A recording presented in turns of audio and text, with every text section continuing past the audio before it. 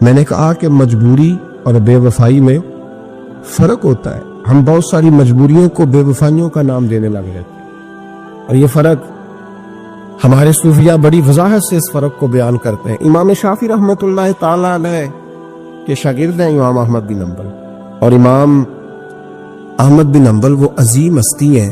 اللہ کے بندے کہتے ہیں جس بندے نے امام احمد بن حنبل سے پیار کیا وہ سمجھ لے اس نے رسول اللہ کی سنت سے پیار کیا.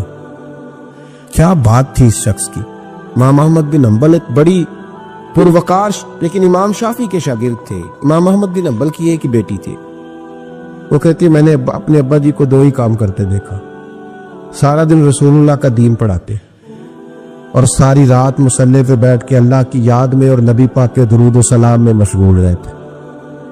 لیکن میں نے اپنے باپ کو ہمیشہ ایک کام کرتے دیکھا، 2 مشغلے تھے، سارا دن دین پڑھانا، ساری رات عبادت اور حضور صلی اللہ علیہ وسلم پر درود و سلام میں گزارنا. ایک کام میں نے بڑا مستقل دیکھا کہ میرے ابا جی ہمیشہ اپنے استاد امام شافعی کے لیے دعا مانگا کرتے. کوئی بھی نیک عمل کرتے تو ہاتھ اٹھاتے تو پہلے امام شافعی کے لیے دعا مانگتے. اور بچی چھوٹی سی تھی، ابھی اس کی عمر اتنی نہیں تھی کہ بالغ ہو سکے، تو وہ کہتی ہے میں اکثر سوچا کرتی تھی کہ آخر وہ کتنا بڑا شخص ہے کہ جس کے لیے میرا والد، میں بیٹی ہوں، میرے لیے دعا بعد میں مانگتا ہے، اور ان کے لیے پہلے وہ کتنا بڑا شخص ہے. امام احمد بن حنبل رحمۃ اللہ علیہ بغداد میں رہتے تھے، امام شافعی قاہرہ میں رہتے، اور مہینوں کا سفر تھا، ممکن ہی نہیں تھا آنا جانا، ممکن ہی نہیں تھا. خیر امام ایک وقت ایسا بھی آیا، بیٹی کہتی ہے میری بڑی دعا تھی کہ کبھی میرے ابا جی کا استاد آئے، میں کبھی اس کاریگر کو بھی دیکھوں جس نے اس جیسا ہیرا تراشا ہے. دل کرتا تھا میں اس معمار کو بھی دیکھوں جس نے اتنے خوبصورت نقش و نگار والی عمارت بنائی ہے، میں اسے تو دیکھوں. دل بڑا کرتا تھا، میں دعا مانگتی تھی. خیر ایک دن امام شافعی کا خط آ ہی گیا، کہنے لگے احمد بن حنبل مجھے پتہ چلا ہے بغداد میں ایک محدث رہتے ہیں جو بڑے بوڑھے ہیں اور ان کے پاس نبی پاک کی ایک حدیث ہے، تو میں چاہتا ہوں کہ میں جلدی جلدی بغداد آؤں اور آ کے ان سے وہ حدیث حاصل کروں، وہ سنوں. روایت حدیث بہت بڑا مرتبہ ہوتا.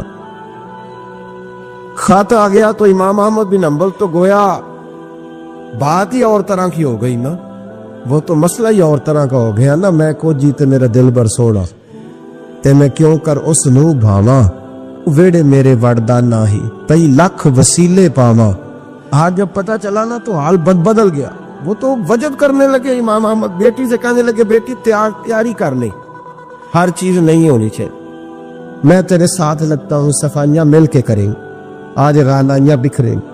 جب وہ آئے گا تو پھر دیکھے گی دنیا کہ کس طرح کسی نے کسی کی عقیدت کی ہے. امام کو خط ملا، ادھر سے امام احمد بن حنبل رحمۃ اللہ تعالی علیہ تیاری کرنے لگے اور امام شافعی چلنے لگے. جب چلے تو مہینوں کا سفر طے کر کے پہنچے. بچی کہتی ہے میرے دل کے اندر بہت بڑا زاویہ تھا، بہت بڑا، وہ بہت بڑے ہو گئے، کیا بات ہو. جب وہ تشریف لائے تو کہتی ہے میرے ابا جی جو تھے امام احمد بن حنبل رحمۃ اللہ علیہ وہ ایک چپاتی پوری نہیں کھایا کرتے تھے، آدھی روٹی ایک وقت میں ہوتی تھی اور زیادہ تر روزہ ہوتا تھا. فرماتی ہیں جب ان کے استاد آئے نا تو میں نے 8 روٹیاں پکا کے رکھی احتیاطاً، لیکن استاد صاحب ساری کھا گئے. میرا خیال تھا کہ وہ اگر آدھی کھاتے ہیں تو وہ آدھی سے آدھی کھاتے ہوں گے، وہ ساری روٹی کھا گئے. فرماتے ہیں حد ہو گئی، میرے دل میں خیال تھا کہ میرے ابا جی ساری رات بیدار رہتے ہیں تو ان کے استاد مغرب سے ہی مصلی پہ بیٹھ جائیں گے، ان سے بھی زیادہ پرہیزگار ہوگا. لیکن میں نے عجیب منظر دیکھا کہ حضرت امام شافعی تشریف لائے، 8 روٹیاں کھائیں، عشاء کی نماز پڑھی اور لیٹ گئے. میرے ابا جی ساری رات نفل پڑھتے رہے، وہ ساری رات آرام کرتے رہے. میں نے تہجد کا پانی رکھ دیا تھا کہ سویرے اٹھیں گے امام شافعی تہجد میں تو وضو کریں گے، کہتے پانی بھی اسی طرح پڑا رہا، وہ کمبل میں رہے. فجر کا وقت ہوا تو امام احمد بن حنبل نے ان کے دروازے کے قریب ہو کے کہا حضرت جماعت کا وقت ہو گیا. کہتے بستر اتارا، وضو بھی نہیں کیا، مسجد چلے گئے، نماز پڑھ کے آ کے پھر لیٹ گئے. میرے ابا جی اشراق چاش تک پھر مصلی پہ بیٹھے رہے. کہتی ہے میں بڑی بدگمان ہوں. پھر میں نے 1 منٹ کے لیے اپنے آپ کو سمجھایا کہ تھکے ہوئے تھے اس لیے آج عبادت نہیں کی، کل کریں گے. لیکن اگلا دن آیا تو انہوں نے پھر اسی طرح کھایا، ساری رات پھر اسی طرح رہے. فرماتی ہیں بس وہ آہستہ آہستہ 3-4 دنوں میں میرے ذہن میں جو زاویہ تھا وہ سارا زمین بوس ہو. میں نے کہا نہیں، میرے ابا جی نے جس دور میں دیکھا تھا اس دور میں شاید حالات اور ہوں، آج تو اور ہے. فرماتی ہے 4-5 دن کے بعد وہ رخصت ہونے لگے. پردے کے پیچھے میں سن رہی تھی. میرے والد کہنے لگے حضور وقت کیسا گزرا؟ کہنے لگے یار تجھے کیا بتاؤں، 2-3 مہینے رستے میں آیا ہوں تو بچ کے جان بچانے کے لیے 2-4 لقمے کھاتا رہا ہوں. پتہ نہیں لوگوں کا رزق کس طرح کا تھا، پتہ نہیں جانور بھی صحیح ذبح ہوئے تھے کہ نہیں ہوئے تھے. جب تیرے دسترخوان پہ آیا ہوں تو میں نے تجھے سینچا ہے، سوارا ہے. مجھے پتا ہے تو ایک لقمہ بھی حرام نہیں رکھ سکتا، اور میں نے تیرے لنگر سے نور نکلتے دیکھا ہے. اور یہ وہ والا کھانا ہے جو اندر جا کے بوجھ نہیں بنتا، نور بنتا ہے. اس لیے میں تیرے رزق کو نور سمجھ کے کھاتا رہا ہوں. زندگی بھر کبھی 2 اکٹھی نہیں کھائی، پر یہاں 8 روٹیاں کھاتا رہا ہوں، یہاں اپنے گھر میں یا تیرے گھر میں. ورنہ رستے میں تو میں بڑا پریشان تھا. اور فرمانے لگے تجھے پتا ہے کہ میں ساری رات کیا کرتا رہتا تھا؟ کہ حضور نہیں. فرمانے لگے جو تو عشاء کی نماز میں تلاوت کرتا تھا نا سورتوں کی، میں ساری رات بستر میں لیٹ کے ان کی تفسیر کرتا رہتا تھا. اور میں نے ایک آیت کی 100 تفسیریں کی ہیں رات بھر جاگ کے. 100 تو نے دیکھا میں بغیر وضو چلا جاتا تھا سویرے؟ حضور ہاں. فرماتے اس لیے کہ میرا وضو ٹوٹتا ہی نہیں تھا، میں ساری رات تفسیری نقطے بیان کرتا رہتا تھا. بیٹی کہتی انہوں نے 2 جملے کہے اور میں رونے لگی. میرے والد آئے تجھے کیا ہوا؟ میں نے کہا ابا جی میں کیا سمجھی تھی اور یہاں نکل کے آیا. آپ اگر ساری رات نفل پڑھتے ہو تو اپنی ذات کے لیے، اور امام شافعی ساری رات جاگ کے باتیں یاد کرتے ہیں اور پھر لوگوں کے سینوں میں اتارتے ہیں، صرف اپنے لیے نہیں، یہ تو رسول اللہ کی امت کے لیے زندہ ہے. میں کیا سمجھی تھی او بھائی. میں نے کہا مجبوری اور بے وفائی میں فرق ہوتا ہے. ذرا چھلکا اتار کے دیکھ تو صحیح، تجھے پتا تو چلے اندر حالات کچے ہیں کہ پکے. ایک بزرگ تھے شاہ بقی الدین ابن مخلد، وہ کہتے ہیں مجھے پتہ چلا کہ اس دور میں نبی کریم علیہ السلام کی حدیث جو سب سے بہترین پڑھاتے ہیں وہ امام احمد بن حنبل ہے. ان کو حضور کی حدیث سے جو خاص شغف ہے وہ کسی اور کو نہیں. کہتے ہیں میرے دل میں لو لگ گئی، حالانکہ میں امیر گھرانے سے تھا.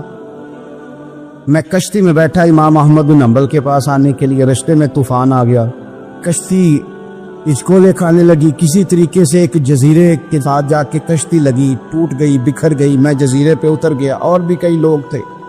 1 مہینہ وہاں رہنا پڑا. بارشیں ختم ہوئی، موسم ٹھیک ہوا تو ایک کشتی دکھائی دی آتی ہوئی. فرماتے ہیں کہ وہ اس کشتی میں بیٹھا، دوبارہ بغداد کیا. مجھے سفر طے کرتے 2.5 مہینے گزر گئے. وہ جزیرے پہ مہینہ پتے کھا کے بھی گزارا کرنا پڑا. نکلا تھا علم حاصل کرنے. جب بغداد شریف پہنچا، لوگوں سے پوچھا امام احمد بن حنبل کا مدرسہ کہاں؟ انہوں نے کہا وہ مدرسہ تو بند ہو گیا، وقت کا بادشاہ مخالف ہو گیا، مسجد مدرسہ سیل کر دیا. امام صاحب کہاں ہیں؟ کہا گھر کے اندر قید ہیں. ان کے گھر کو سب جیل بنا دیا، چاروں جانب پولیس کھڑی ہے، اور ویسے بھی بغداد میں کرفیو، ہر چوک چوراہے میں پولیس والے کھڑے ہیں. شاہ بقی الدین کہتے اتنا کچھ سننے کے باوجود بھی میرا جذبہ ٹھنڈا نہیں ہوا. وہ مہینے میں سفر کی صحبتیں، وہ سنا تھا کہ آستانہ یار دور ہے پر ہم نے بھی ٹھان لی تھی کہ جانا. وہ سنا تھا کہ آستانہ یار دور ہے پر ہم نے یہ ٹھان لی تھی کہ جانا ضرور ہے. کہتے پہنچ گئے. اب پتہ چلا کہ کرفیو ہے، سڑکوں پہ پولیس کھڑی ہے، گلیوں میں چوکوں چوراہوں میں پہرے ہیں. امام صاحب تک تو جا کوئی نہیں سکتا. کہتے میں نے ایک شخص کی منت کی، میں نے کہا کسی طریقے گاڑی بتا. کہنے لگا میں اشارہ بھی نہیں کر سکتا، سخت حالات ہیں. وہ کوئی طریقہ. میں نے جب زیادہ تڑپ کے کہا تو وہ شخص کہنے لگا میں ان کے گھر کے قریب تجھے لے جاؤں گا اور گزرتے وقت صرف آنکھ کا اشارہ کروں گا. کہتے میں نے کہا یہ بھی ٹھیک ہے. ان کے گھر کے تیری تلاش میں پھرے نا ہم جنگل پہاڑ اور دشت میں. ان کے دروازے کے قریب اس نے اشارہ کیا.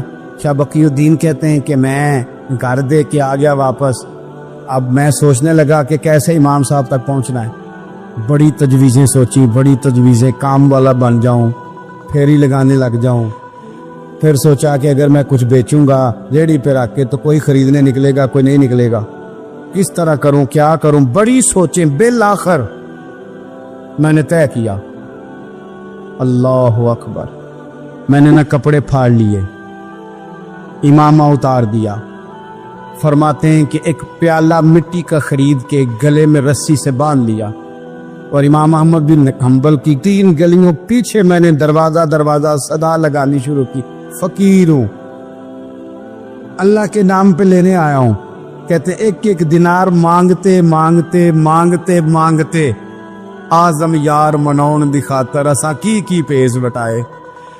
کہتے ہیں مانگتے مانگتے نا میں امام احمد بن حنبل کے دروازے تک آیا. امیر گھر کا بچہ تھا، بڑے پیسے جیب میں ہوتے تھے. امام کے دروازے پہ صدا لگائی، کوئی ہے اللہ کے نام پہ دینے والا؟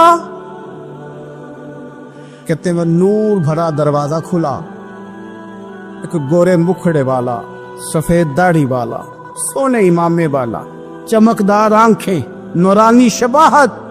کہتے امام احمد بن حنبل باہر آئے اور جیسے ایک دینار میرے پیالے میں ڈالنے لگے تو میں نے ہاتھ چوم کے کہا سونیا تیرے قربان جاؤں، میں دینار لینے نہیں آیا، محمد عربی کی حدیثیں سننے آیا.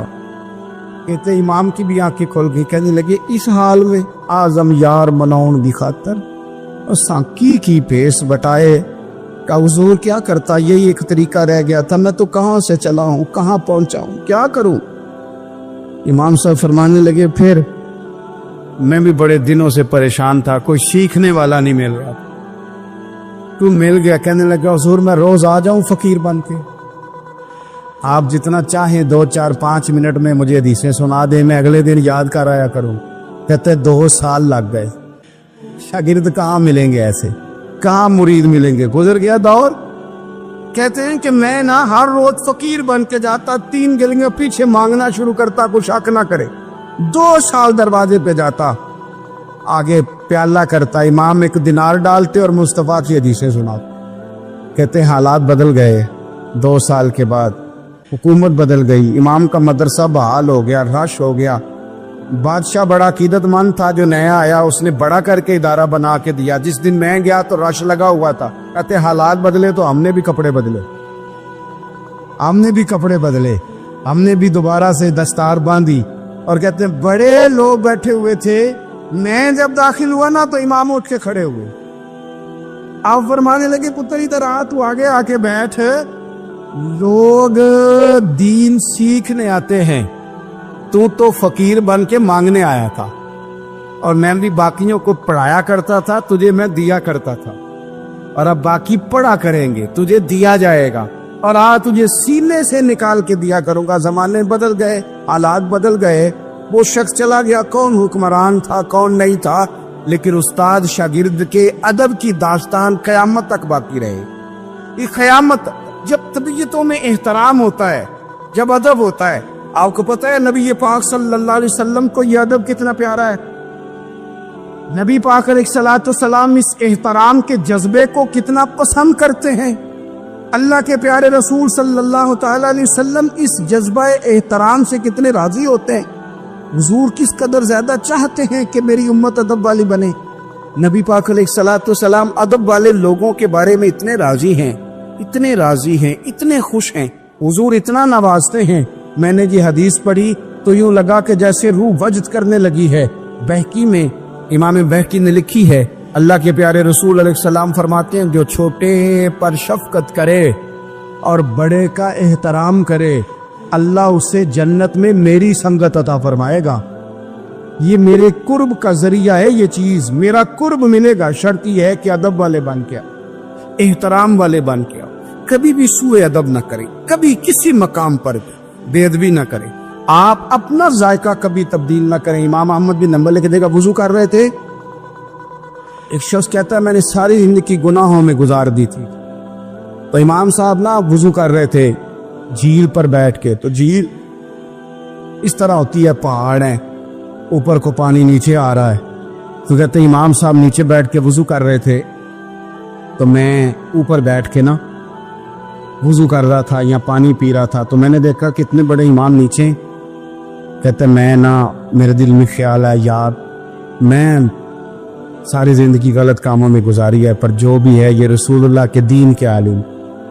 کہتے ہیں وہ حضور کے دین کی عزت کرنے کے لیے میں اوپر سے اٹھا. آ کے نا تو میں تھوڑا پیچھے جا کے نیچے بیٹھ گیا، جو میری حاجت تھی، پانی پینا تھا یا منہ دھونا تھا، میں وہ کرنے لگا۔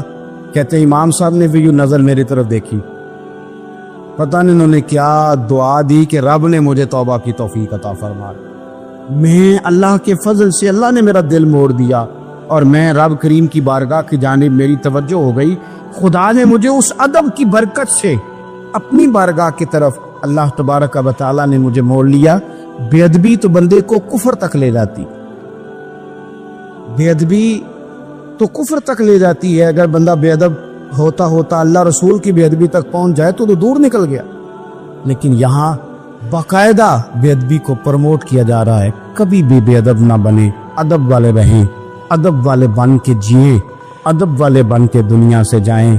وہ درویش نے کہا تھا کہ بے ادباں مقصود نہ حاصل، نہ درگاہ ٹوئی، پانچ ادب دے محمد بخشا، توڑ نہیں چڑھیا کوئی۔ بادب لوگ جو ہوتے ہیں وہ دوسروں کو عزت دے دیتے ہیں اور اپنے اخلاق کو بلند کر لیتے ہیں۔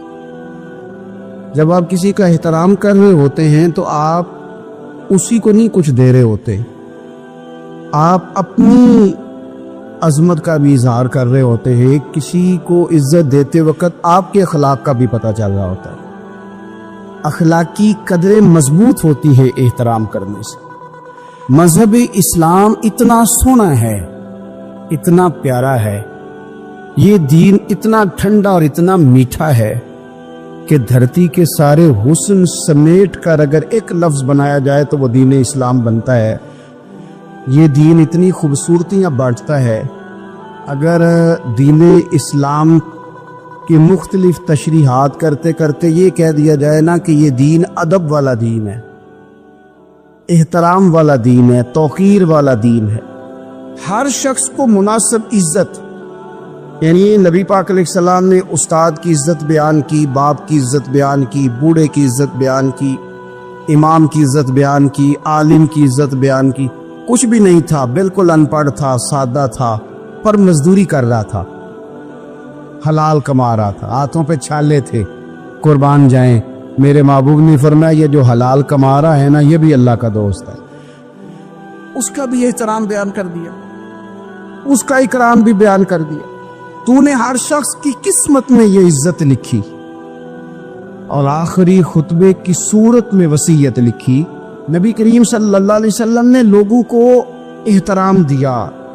اللہ کے محبوب علیہ الصلوۃ والسلام، آپ دیکھیے حضور نے اس عورت کی بھی فضیلت بیان کی جس کے گھر کے اندر اولاد پیدا ہوتی ہے، اور اس کی بھی فضیلت بیان کی کہ جس گھر کے اندر اولاد پیدا ہوتی ہے پر جلدی چلی جاتی ہے، انتقال ہو جاتا ہے کسی بچے کا خدا نخواستہ، اس کی بھی فضیلت بیان کی۔ جس کا خامند موجود ہے اور وہ خامند کی خدمت کرتی ہے، اور اس بیوی کی بھی فضیلت بیان کی جس کا خامند انتقال کر گیا پر وہ اپنے بچوں کی پرورش کرتی ہے۔ حضور فرماتے ہیں سب سے پہلے جنت میں مجھے وہ عورت نظر آئی۔ تو ہر شخص کے لیے حضور نے احترام بیان کیا، اکرام بیان کیا۔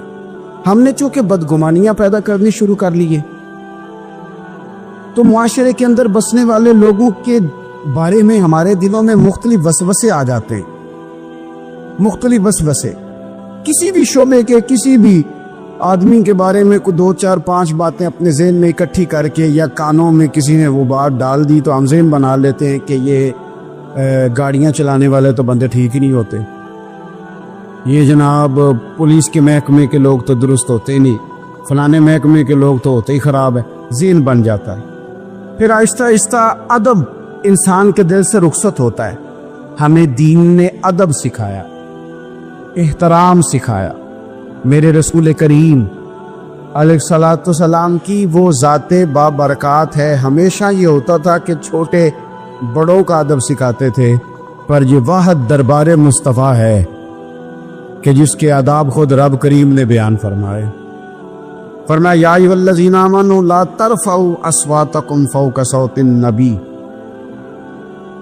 آپ کبھی آیت کے انداز پر غور کرے، کہا اے ایمان والو تمہاری آوازیں میرے نبی کریم علیہ السلام کی آواز سے اونچی نہیں ہونی چاہیے. بندے کی آواز کا کوئی والیوم ہوتا ہے کہ اب 3 پہ آواز ہے. ٹیپ ریکارڈر کا تو والیوم ہوتا ہے نا کہ 1 پہ ہے، 2 پہ ہے، 6 پہ ہے. تو آواز کا والیوم ہوتا ہے کہ یہ کتنے پہ ہے. آواز تولی جا سکتی ہے کہ میری آواز کا وزن اس وقت 1.5 پاؤ ہے، آدھا کلو ہے، 5 چٹانک ہے، کوئی ہوتا ہے وزن؟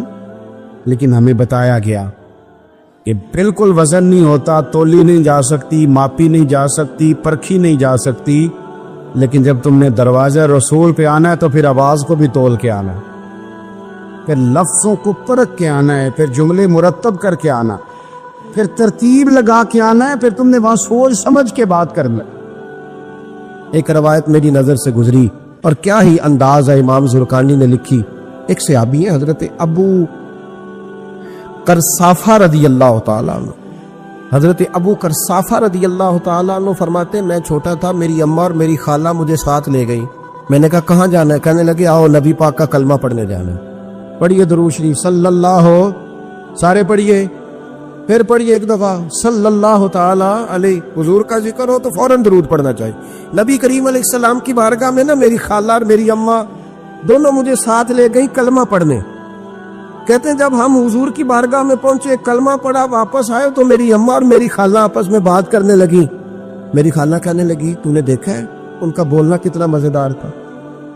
میری خالہ کہنے لگی تو نے تو وہ دیکھا ہے، لیکن وہ جو غلام آیا تھا اس کے ساتھ ان کا رویہ کتنا پیارا تھا. تو نے دیکھا کہ وہ کھانا کھا رہے تھے تو پہلا خیال انہوں نے ہمارا کیا. بار بار وہ ان کا ذکر کرتی، کہتے آپس میں حضور کی شانیں بیان کرتی، میری اماں بھی میری خالہ بھی. بالآخر بات لمبی ہو گئی تو میری اماں بولی، کہنے لگی بس کر، ہم کتنی عظمتیں بیان کریں گے، مجھے تو 3 باتیں سمجھ میں آئی ہیں. کتنی؟ 3 باتیں مجھے سمجھ میں آئی ہیں. کہا وہ کیا؟ تو کہنے لگی ما رأینا مثل حاضر الرجل احسن وجہا ولا القا صوبا ولا البنا کلاما. کہنے لگی مجھے تو 3 باتیں سمجھ میں آئی ہیں کہ نہ اتنا خوبصورت چہرے والا کوئی شخص دیکھا ہے، اور نہ اتنے صاف کپڑوں والا کو دیکھا ہے، اور نہ ہی اتنی میٹھی بولی بولنے والا کوئی دیکھا ہے. تینوں باتوں کی کمال ہے. ظاہری حسن بھی کمال، کپڑوں کی صفائی بھی کمال، اور رسول پاک کا بولنا بھی کمال، لب و لہجے میں مٹھاس بھی خوبصورتی والی. یہ اصل حسن ہے کہ ظاہراً بھی انسان بڑا منزہ ہو، باطناً بھی بڑا صاف ستھرا ہو. میرے رسول پاک علیہ الصلوۃ والسلام کا طریقہ مبارکہ پتہ کیا تھا؟ حضور صلی اللہ تعالی علیہ وآلہ وسلم جب مسجد میں نماز پڑھ لیتے تو حضرت جعفر رضی اللہ تعالیٰ عنہ فرماتے، بخاری کی حدیث ہے، فرماتے میں مدینہ شریف میں آیا تو حضور نماز پڑھ لیتے تو صحابہ نبی پاک کے پاس آتے اور حضور کا دست مبارک پکڑ کے پہلے چومتے پھر چہروں پہ ملتے، پہلے چومتے پھر چہروں پر. نبی پاک کے صحابہ حضور کے قدم بھی چوما کرتے، قدموں میں جھکا کرتے تھے. یہ تو بھائی اس وقت پتہ چلتا ہے جب کسی سے پیار ہو جاتا ہے. جب کسی بندے سے، میں اکثر مثال دیا کرتا ہوں اکثر کہ کسی کا بچہ پیشاب کرے تو کہہ آتی ہے، الٹی آتی ہے، لیکن اپنا بچہ بالوں میں بھی کر دیتا ہے، پھر کوئی کہہ نہیں آتی چونکہ اپنا ہے نا، پیار ہو گیا ہے نا. اب وہ کیفیت جب کسی سے محبت ہو جاتی ہے نا تو کچھ چیزیں صرف سمجھنے کی نہیں، کچھ چیزیں ایسی ہوتی ہیں جو محسوس کرنے والی ہوتی. اس نے کہا تھا عشق ایک ڈھونگ ہے، میں نے کہا تجھے عشق ہو خدا کرے، پھر کوئی تجھے اس سے جدا کرے، تو اسے تسبیحوں پہ پڑا کرے، تو اسی کا نام جپا کرے، تو گلی گلی پھرا کرے، پھر میں کہوں کہ عشق ایک ڈھونگ ہے اور تو نہیں کہا کرے، پھر میں کہوں کہ عشق ایک ڈھونگ ہے اور تو. اس نے کہا تھا عشق ایک ڈھونگ ہے تو میں نے کہا تجھے عشق ہو خدا کرے. بھائی یاد رکھو جب انسان کو محبت ہوتی ہے تو پھر اس کے انداز بدل جاتے ہیں، اس کے طور طریقے تبدیل ہو جاتے ہیں. وہ میں اکثر ایک بات کہا کرتا ہوں، میں کہتا ہوں بچہ باہر سے برگر کھا کے آ جاتا ہے رات کو، اماں کہتی بیٹے روٹی کھا لو، کل تو سب کو بھی پکائی میں نہیں کھانی، حالانکہ برگر کھا آیا ہے، دور سے کھا آیا ہے. تو اماں اس کو کہتی ہے پھر میں سوئیاں نہ بنا دوں تھوڑی سی اپنے بیٹے کو، فٹافٹ چاول نہ تجھے ابال دوں، ساتھ میں باریک دال بنا دیتی. کہتا نہیں میری مرضی کا پکاتے نہیں، میں نے نہیں کھانا. ایسے اب ابا جو ہے نا، ابا وہ اماں کو سمجھا رہا، کہتا چھڈ پر آپ بھوک لگے گی تھی آپ ہی کھا لے گا، تو نہ ایڈی ٹینشن لے ایویں پہ تینوں ستاندا ہے. اماں کیا کہتی ہے؟ کہتی نہیں مجھے نیند نہیں آ رہی، کھائے گا تو سکون آئے گا. اب اس کو آپ لاکھوں دلیلیں دیں کہ کہ سیانا بیانا ہے, بچہ نہیں ہے, 22 سال کا ہے, 24 سال کا, چھوڑ تو کیا کر رہی ہے. لیکن اماں کو کوئی سمجھا سکتا؟ کیوں نہیں سمجھا سکتا کہ اسے اپنے بیٹے سے پیار بڑھا.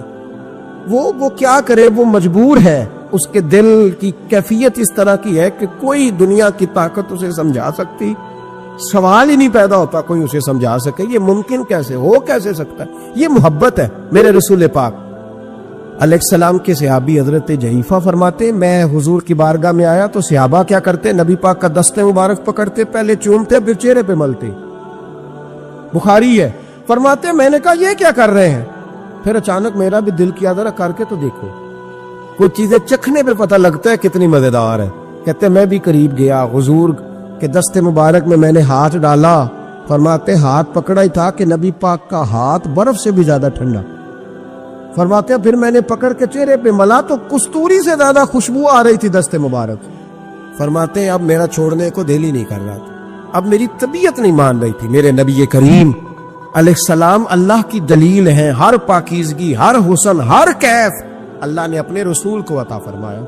دنیا کی جتنی غلاظتیں تھیں, جب کوئی حضور کے قریب جاتا تھا تو ساری غلاظتیں دور ہو جاتی. کما ارسلنا فیکم رسولا منکم یتلو علیکم آیاتنا ویزکیکم. اللہ فرماتے ہیں میرے محبوب تم پر میری آیتیں پڑھیں گے اور تمہیں پاک فرما دے گا. تمہاری ساری ناپاکیاں نبی پاک دور کر دے, ہر غلاظت تم سے دور ہٹ جائے. ایک صحابی ہے حضرت شیبہ بن عثمان رضی اللہ تعالی عنہ, وہ کہتے ہیں میرے والد کو اور میرے چچا کو مسلمانوں نے احد میں قتل کر دیا. میرے دل میں بڑا غصہ تھا, بڑا جلال تھا کہ کبھی مجھے موقع ملے تو میں بدلہ لوں گا. کہتے ہیں فتح مکہ کے بعد نبی پاک علیہ السلام حوازن کی جنگ کے لیے نکلے. مجھے پتا چلا حضور جا رہے ہیں تو میرے اندر شعلے بھڑک رہے تھے انتقام کے. روز میں منصوبہ بندی کرتا, پلاننگ کرتا کہ کسی طریقے سے میں ان تک پہنچوں گا اور بدلہ لوں گا. کہتے ہیں نبی کریم علیہ السلام نہ حوازن کے لیے پہنچ چکے تھے. فرماتے ہیں میں بھی جنگ میں جا کے شریک ہو گیا اور میں نے طریقہ اس طرح کا اختیار کیا کہ کسی طریقے میں حضور تک پہنچ جاؤں. سمجھ آ رہی ہے میری بات کی؟ نبی کریم علیہ السلام تک کسی طریقے پہنچ جاؤں. فرماتے ہیں لڑتے لڑتے, لڑائی کے 2 طریقے ہوتے تھے. کبھی تو ایسے ہوتا تھا کہ ایک دو آدمی مل کے آپس میں لڑتے تھے, پھر گمسان کا رن پڑتا تھا, گھمبیر ہو جاتی تھی جنگ, سمجھ نہیں آتی تھی تیر کہاں سے آیا, نیزہ کہاں سے آیا. فرماتے جب گمسان کا رن پڑا نا, مجھے موقع مل گیا, میں حضور کے قریب پہنچ گیا. حضرت شیبہ بن عثمان رضی اللہ تعالیٰ عنہ کہتے جب میں پہنچ گیا تو میں نے نا دیکھا کہ اب حضور کے قریب لوگ نہیں ہیں. فرماتے میں نے نا فوراً تلوار اٹھائی, تلوار اٹھا کے میں حضور کو معاذ اللہ شہید کرنے ہی لگا تھا کہ ایک نور چمکا حضور کے سامنے. پڑھیے درود صلی اللہ علیہ وسلم. کہتے ایک نور چمکا, اتنی تیزی تھی اس نور میں کہ میری آنکھیں بند ہو گئی, میرے ہاتھ سے تلوار گر گئی, آنکھیں چندھا گئی میری. فرماتے تلوار میرے ہاتھ سے چھوٹ گئی. اب جب وہ روشنی مدم ہوئی نا تو میں نے دیکھا نبی پاک سامنے کھڑے مسکرا رہے ہیں. میں نے کر دی, آپ نے سن لی, ذرا دیکھو تو صحیح, جو تلوار لہرائے اسے دیکھ کے بھی کبھی کو مسکرایا ہے, جس نے تلوار ہی لہرا دی, جو شہید کرنے ہی لگا تھا, پہنچ گیا تھا. لیکن یہ اخلاق میرے رسول پاک کا ہے صلی اللہ. اعلیٰ حضرت فاضل بریلوی کا ایک شعر میں نے پڑھا, کچھ چیزیں ایسی ہوتی ہیں جو بس نا وہ آتی تو سامنے ہے لیکن وہ اتنا لطف دے جاتی ہیں کہ ٹھنڈا ہو جاتا ہے مزاج. رات کو میں شعر پڑھ رہا تھا اعلیٰ حضرت کا فاضل بریلوی رحمت, اور میں نے شعر پڑھا تو مجھے اچھا لگا سنانا. ایک دوست کو میں نے فون کیا, میں نے کہا یار ذرا شعر تو سن لے. یہ پہلی دفعہ نظر سے گزرا ہے, ابھی سیدھا سادہ لیکن روح تک اتر گیا. اعلیٰ حضرت فرمانے لگے نبی پاک کے بارے میں, فرمانے لگے سیدھی سیدھی روش پر کروڑوں درود, سیدھی سیدھی روش پر, بالکل سیدھی ہے حضور کی باتیں, کسی پیچیدگی کی ضرورت نہیں. کہنے لگے سیدھی سیدھی روش پر کروڑوں درود, سادی سادی طبیعت پہ لاکھوں سلام. سادی سادی طبیعت پہ سیدھی سیدھی روش پر کروڑوں درود اور سادی سادی طبیعت پہ لاکھوں سلام. میرے نبی کریم صلی اللہ علیہ وسلم مجھے دیکھ کے مسکرائے اور فرمایا جب حضور مسکرائے نا تو میں نبی کریم علیہ السلام کو دیکھ کے حیران ہوا کہ میں نے تلوار تانی تھی اور حضور نے مسکرانا شروع کیا. فرماتے اب حضور نے مجھے بلایا, آواز کے ساتھ نہیں بلایا, حضور نے اشارہ کیا یوں کر کے, فرمایا ادھر آؤ نا. فرماتے مجھے اب یہ بھی سمجھ نہیں آئی کہ کس نے مجھے اٹھا کے حضور کے قریب کر دیا. فرماتے میں نبی کریم کے قریب گیا تو حضور نے میرے دل پر 3 تھپکیاں دی. ایک تھپڑ ہوتا ہے, ایک تھپکی ہوتی, پتہ ہے نا فرق کا. ایک تھپڑ کو مارے تو جلال آتا ہے اور تھپکی دے تو پیار آتا ہے. کہتے حضور نے 3 تھپکیاں دی اور دی بھی میرے دل پر, 1 پھر 2 پھر 3. کہتے پہلی تھپکی دی تو میرے اندر سے کفر نکل گئی, دوسری تھپکی دی تو میرے اندر ایمان داخل ہو گیا, اور تیسری تھپکی جب نبی پاک علیہ السلام نے دی تو مجھے ہر چیز سے بڑھ کر رسول اللہ سے پیار ہو گیا, محبت ہو گئی نبی کریم سے. آپ فرماتے اب حضور نے نا فوراً میرے ہاتھ میں تلوار تھمائی. فرمایا پہلے تو ہمارے خلاف لڑ رہا تھا, تلوار پکڑ, اب ہماری طرف سے لڑ, تلوار پکڑ اور لڑ. آپ فرماتے میں اتنا لڑا کہ جو حضور کا دشمن سامنے آتا میں گلا کاٹ دیتا, جو آتا میں اس کے ٹکڑے کر دیتا. فرماتے ہیں پہلے میں باپ کا بدلہ لینے آیا تھا اور اب میرا یہ حال ہے کہ اگر میرا باپ بھی سامنے آئے گا تو میں اس کا بھی گلا کاٹ دوں گا, لیکن حضور کے قریب کسی کو جانے نہیں دوں گا. حضرت شیبہ بن عثمان کہتے ہیں جنگ ختم ہو گئی, حضور خیمے میں گئے, میں بھی گیا. اب نبی پاک لوگوں سے باتیں کر رہے ہیں, حضور لوگوں سے باتیں کر رہے ہیں. میں ایک کونے میں بیٹھا سوچ رہا ہوں کہ میں تو بدلہ لینے آیا تھا, یہ میرے ساتھ ہوا کیا. حضور لوگوں سے باتیں کرتے جا رہے ہیں, میں سوچتا جا رہا ہوں کہ میں تو انتقام لینے آیا, یہ کیا معاملہ ہوا. کہتے محبوب نے اچانک میری طرف نظر اٹھائی اور فرمانے لگے شیبہ ایک ارادہ تو نے کیا تھا جو غلط تھا, اور ایک ارادہ میرے رب نے کیا ہے اور تیرے اوپر فضل فرما دیا ہے. فرماتے حضور نے اب مجھ سے فرمایا کوئی خواہش ہو تو بتاؤ, مانگ لو کچھ مانگنا ہے تو. میں نے عرض کی یا رسول اللہ میری بخشش کی دعا کر, بڑا میرا خوفناک ماضی ہے, میں اسلام کا بڑا دشمن رہا ہوں. حضور دعا کر دے, یاد ماضی عذاب ہے یا رب, چھین لے مجھ سے حافظہ میرا. یا رسول اللہ بڑے گناہ ہیں میرے, دعا کر دے. کہتے میں نے دعا کے لیے کہا اور حضور پھر دوسرے لوگوں سے باتیں کرنے لگے, کبھی اس سے کبھی اس سے کبھی اس سے. میں سوچنے لگا کہ میری بات کا کوئی جواب ہی نہیں آیا.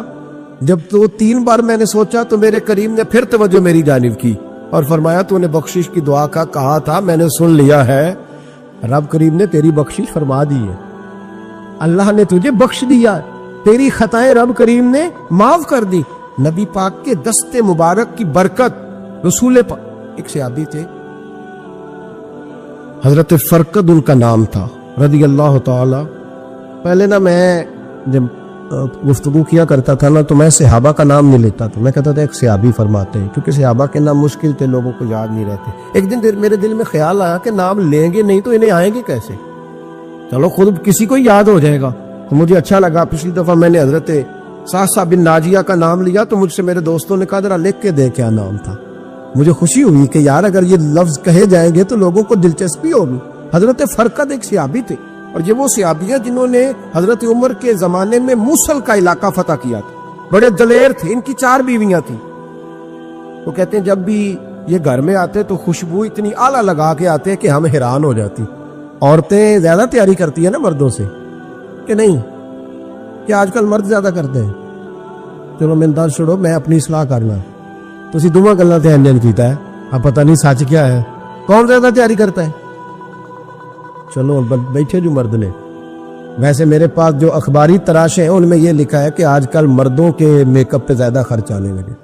یہ تحقیقی رپورٹ ہے, اور پاکستان میں سب سے زیادہ جو اخراجات ہیں وہ میک اپ کے سامان کے. پہلے لڑکیاں بیوٹی پارلر جاتی تھی, اب لڑکے بھی جاتے. پہلے صرف دلہن جاتی تھی, اب سارا خاندان جاتا. اللہ تعالیٰ معاف کرے. اس کے باوجود بڑی غربت ہے ملک میں, پریشانی بھی بڑی ہے. اس کے علاوہ ہمیں غریبوں کا درد ہے, اس کے باوجود ہم لوگوں کی مدد کرنا چاہتے ہیں.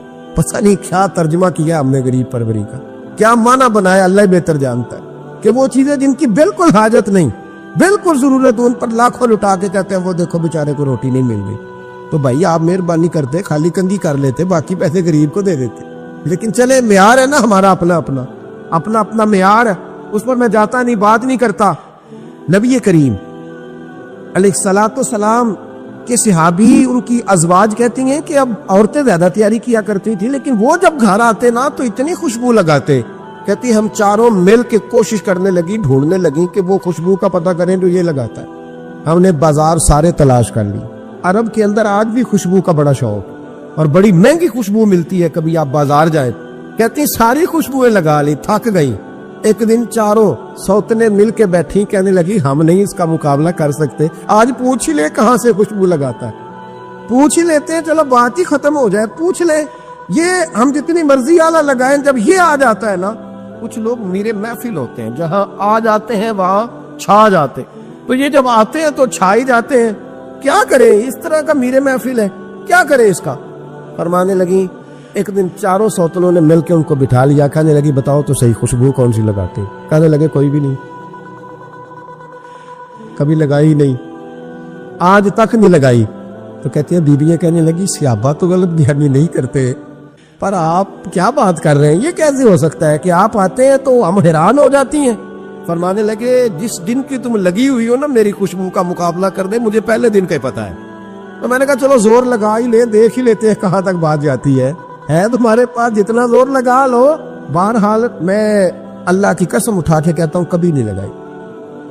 तो बीबियां कहने लगी फिर बता तो सही, तो एक दलेर आदमी है, और जो दलेर लोग होते हैं वो खुशबुओं के और कपड़ों के और इन चीजों में ज्यादा वक्त नहीं लगाते, उनके तो मिशन और तरह के होते। आप तो मुजाहिद किस्म के आदमी है, पर हर वक्त खुशबू आती है।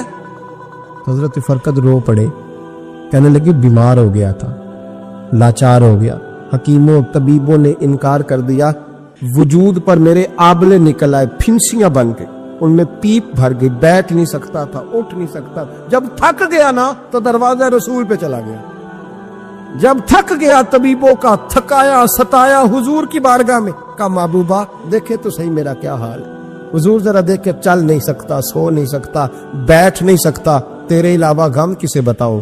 कहते हैं हुजूर ने फरमाया सतर ढांप ले, बाकी सारे कपड़े उतार, सतर ढांप ले। कहते हैं टखनों से लेकर नाफ तक मैंने सतर ढांप ली, बाकी सारे कपड़े उतारे। हुजूर क्या करेंगे, फरमाते हैं नबी पाक ने दस्ते मुबारक उठाया, बर्फ से ठंडा, कस्तूरी से ज्यादा महकने वाला, फरमाते हैं पूरे वजूद पर मेरे हुजूर ने दस्ते मुबारक एक दफा लगा दिया, अब जिधर जिधर से गुजरता हूं सारी दुनिया खुशबू से भर जाती। ये नबी पाक का दिया हुआ नूर है, ये हुजूर की अता करदा शिफा है, ये रसूल पाक के हुस्न की खैरात है। एक शायर ने एक फिक्रा का कमाल कर दी, कहने लगा जुल्मत को उनके नूर ने काफूर कर दिया, जिस पर पड़ी नजर उसे भी नूर कर दिया। रसूल पाक अलैहिस्सलाम के दस्ते खैर में वो बरकत थी। हुजूर हुस्न की दो किस्में होती हैं, एक हुस्न होता है मुलम्मा साजी वाला, ब्यूटी पार्लर वाला, एक हुस्न होता है बातन का। बच्चे पता क्यों खूबसूरत होते हैं, इस पर उलमाए मनातका ने बहस की है, मुहद्दिसी ने लिखा है। बच्चा गधे का भी हो तो प्यारा लगता है, छोटा बच्चा अगर उसका रंग बहुत गोरा ना भी होना, सिर्फ छोटा हो, वो प्यारा लगता है, उसमें एक जाज़बियत होती है। उस पर हमारे मुफस्सिरीन ने, मुहद्दिसीन ने, उलमाए मनातका ने एक बहस की है। वो कहते हैं असल बात यह है कि बच्चे झूठ नहीं बोलते, बदयानती नहीं करते, धोखा नहीं करते। ये जो अंदर की अय्यारियां होती है ना, चेहरा भी खतरनाक कर देती है, और जब अंदर हुस्न होता है तो बाहर भी हुस्न ही होता है। बच्चे में कोई मक्कारी अय्यारी नहीं होती, फसाद नहीं होता, नीयत में फतूर नहीं होता, किसी को लूटने का इरादा नहीं, किसी को शीशे में उतारने का प्रोग्राम नहीं बताता। बच्चा चरब जुबान नहीं होता, उसको तरीका नहीं होता, वो लोगों को कायल करने के हर वक्त दौड़ता नहीं, उल्टी सीधी गेमें नहीं चलाता, क्योंकि अंदर हुस्न होता है तो वो हुस्न उसके चेहरे पर मासूमियत बन के आता। समझ आ रही है मेरी बात की? उसकी दलील मेरे रसूल पाक अलैहिस्सलाम ने बुखारी में फरमाया अल्लाह का वली वो है जिसका चेहरा देखो तो अल्लाह याद आ जाए। अब यहाँ ये नहीं फरमाया गोरा चिट्टा हो, खूबसूरत हो, बस उसके चेहरे में मासूमियत होती, वो सच्चा होता है, वो खरा हो, उसका हुस्न चेहरे पे आता है। मेरे रसूल करीम अलैहिस्सलाम का जो हुस्न था ना, वो अंदर की सदाकत की रोशनी थी, वो अंदर के कैफ का नूर था जो हुजूर के चेहरे पर आया होता था। इसलिए नबी पाक का चेहरा जो था वो आंखें चुदियाता नहीं था, बल्कि आंखों को अच्छा लगता था। शाह अब्दुर रहीम साहब मुहद्दिस देलवी शाह वलीउल्लाह साहब के वालिद हैं, और हमारे बर्रे सगीर पाक व हिंद में जितने भी मसालक है ये सारे शाह वलीउल्लाह साहब के शागिर्द बनते। वो कहते हैं मेरे अब्बा जी ने ख्वाब देखा और ख्वाब में उन्हें रसूलुल्लाह का दीदार नसीब हुआ। तो नबी करीम अलैहिस्सलाम की बारगाह में शाह वलीउल्लाह साहब के अब्बा जी कहने लगे हुजूर एक बात बड़ी अड़ गई है मेरे दिल में, बड़ी, तो किताबों से जवाब नहीं मिला, आज रब करीम ने मौका दिया है उस सवाल का जवाब। तो कहा अब्दुर रहीम पूछो। कहा या रसूलल्लाह हजरत यूसुफ का हुस्न देख के लोगों ने उंगलियां काट ली, पर आपको तकने वाले तकते ही रहे। कोई भी होश नहीं हुआ, किसी ने उंगली नहीं काटी। तो कहते महबूब ने फरमाया अब्दुल रहीम, रब करीम ने अपनी गैरत के साथ मेरे हुस्न पर 70,000 पर्दे डाले। यही बेहतर है कि पर्दों में वो पर्दा पोश रहे। वो अगर पर्दे उठा दे तो किसे होश रहे। फरमाया 70,000 पर्दों में छुपा हुआ हुस्न है, वरना किसी की ताकत थी कोई बात कर सकता, जुर्रत थी किसी शख्स की। मेरे हबीब पाक सैयद आलम हजरत अब्दुल्ला इब्ने सलाम रदी अल्लाह ताला अन्हु अहले यहूद के बड़े आलिम थे। फरमाते मैं तौरात ज़बूर इंजील का जानने वाला था। जिस दिन हुजूर मदीना तय्यबा कुस्वा नामी ऊंटनी पर बैठे थे, मैं हुजूर से मुनाजरा करने बहस करने आया। मेरे साथ मेरे शागिर्द थे, इरादा था बहस करूंगा, नबी पाक को बड़े माज़अल्लाह कड़वे कड़वे सवाल करूंगा। कहते हुजूर बैठे थे कुस्वा नामी ऊंटनी पे और गर्दन मुबारक झुकी हुई। होंठों पर हुजूर के जेरे लब हल्की सी मुस्कुराहट थी। नबी पाक थोड़ा बोलते थे, पर जितना बोलते थे वो दिलों में उतरता जाता। फरमाते मैं जब गया ना, मेरे शागिर्द साथ थे, मुनाजरा करने गया, मुनाजरा शागिर्द साथ थे। फरमाते मैं बड़े सवालात तैयार करके गया, पर हुजूर घोड़े पे बैठे थे। 2 बातें मैंने सुनी। हुजूर ने फरमाया रिश्तेदारों से अच्छा सलूक करो, अपने गुलामों का ख्याल करो। कहते वो शागिर्द मुझे धक्के देने लगे, कहने लगे चलो उस्ताद जी आगे हो, करो सवाल, चलो ना आगे, बढ़ो ना आगे। ये कई दफा नारे लगाने वाले भी मरवा देते हैं ना, चलो ना, चलो आगे, चलो बढ़ो आगे, करो बात, आओ ना। कहते मैं जरा आगे बढ़ा, धक्का दिया उन्होंने। फरमाते मैं आगे बढ़ा और मैंने करीब महबूब के करीब जाके कहा हुजूर मुझे कलमा पढ़ा दे, मैं मुसलमान होने आया हूं। यानी आम आदमी तो कायल हो जाता है, आलिम और तौरात ज़बूर इंजील का जानने वाला, हुजूर कलमा पढ़ाएं। कहते मैं वापस आया ना कलमा पढ़ के, तो शागिर्द कहने लगे उस्ताद जी आप तो मुनाजरा करने आए थे, ये क्या हुआ? तो ये लफ्ज है हजरत अब्दुल्ला इब्ने सलाम के। फरमाने लगे तुमने नबी पाक का चेहरा नहीं देखा, उनकी आंखों की रोशनी नहीं देखी, तुमने चेहरे की मासूमियत नहीं देखी, लबो लहजे का वकार नहीं देखा। कितने दिनों के थके मांदे आज वो मदीने पहुंचे, पर उनके लबो लहजे में कोई उकताहट, कोई थकावट, कोई लफ्जों में झोल तुमने देखा है? फरमाने लगे जिसका इस तरह का चेहरा होता है वो झूठा नहीं सच्चा हुआ करता है।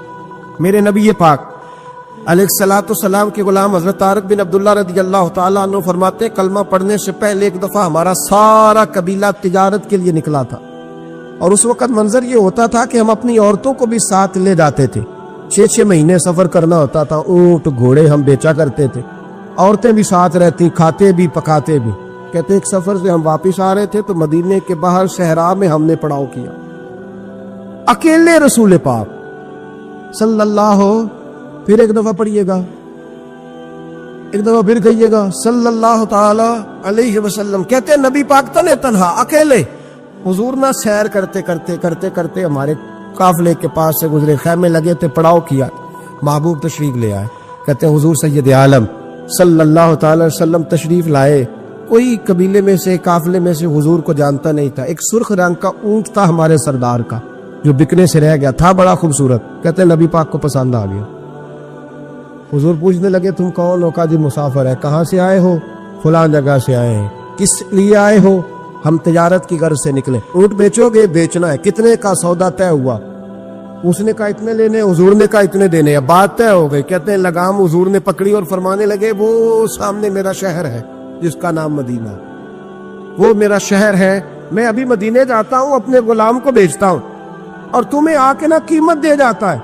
महबूब घोड़े की लगाम था, ऊंट की लगाम था, मैं नकेल था, मैं ऊंट था सुर्ख रंग का।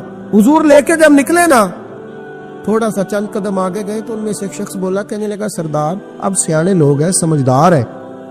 उस शख्स का नाम पूछा आपने, कबीला पूछा है, एड्रेस का पता है, पता है कहाँ रहता है, इतना कीमती ऊंट दे दिया। और सरदार भी कहने लगा, सारे कहने लगे यार उनकी बातों में इतनी लज्जत थी, उनके गुफ्तार और रफ्तार इतनी भावकार थी, मजेदार थी कि होश ही कोई नहीं रहा। भाई हम पुराने ताजर है, कभी इस तरह का सौदा किया ही नहीं जिस तरह का आज हो गया। ओहो वाकई कुछ नहीं याद रहा, कोई समझ नहीं आई।